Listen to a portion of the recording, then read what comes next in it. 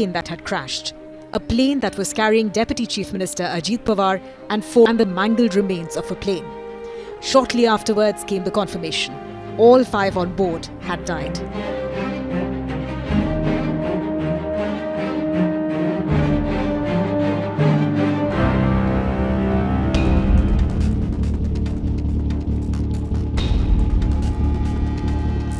The aircraft in question was a Learjet 45. It was operated by a private company called VSR Ventures.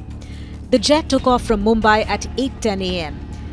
10 minutes into the flight, it had achieved an altitude of more than 6 kilometers and was flying at a speed of 1,036 kilometers per hour.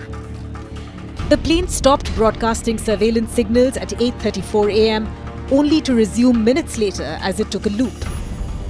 Around 8:43 a.m., the plane went silent.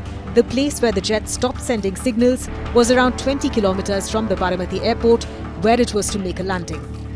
Data from Flight Radar 24 said the plane blipped off radar at 8:45 a.m. and that it was attempting a second landing when it crashed. An eyewitness said it crashed 100 meters away from the runway.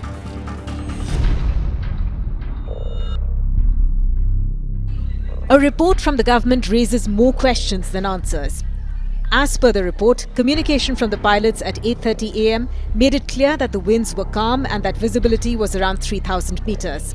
They were asked to report runway in sight. They replied, runway is currently not in sight. After a few seconds, they reported that the runway is indeed in sight.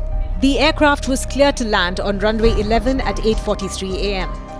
However, the pilots did not give a readback of the landing clearance. Next, the ATC saw the flames around the threshold of runway 11.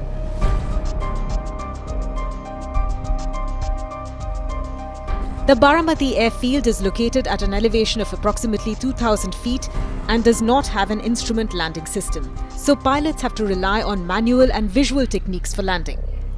Experts familiar with the tabletop runway in Baramati point to a potentially unstable final approach, which is known as the short finals phase. A tabletop runway is where one or both ends overlook a drop. This, in effect, makes landing even more challenging. The aircraft has to be fully stabilized. But pilots point out that the approach speed of Ajit Pawar's aircraft was significantly higher than normal. It made the aircraft unstable.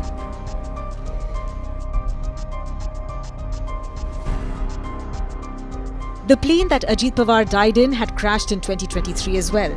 In September that year, the private plane skidded off the runway and crashed while trying to land amid heavy rain at the Mumbai airport.